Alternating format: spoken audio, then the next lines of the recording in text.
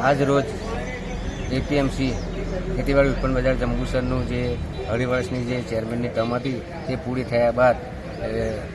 પાર્ટીના નીતિ નિયમ મુજબ ચેરમેનની જે ચૂંટણી આવી રહી છે તેના માટેનું આજે ડિરેક્ટર અને ચેરમેન શ્રીના ઉમેદવારો માટેની આજે સેન્સ દેવામાં માટે જિલ્લાના કહેવા મુજબ જિલ્લામાંથી એક બે પ્રતિનિધિ જેમાંથી એક તાલુકા જિલ્લા સંગઠનના મહામંત્રી પરેશભાઈ ગોહિલ, બીજા એવા સંગઠનના મંત્રી શ્રી મિસ્ત્રીજી, આ બે લોકોએ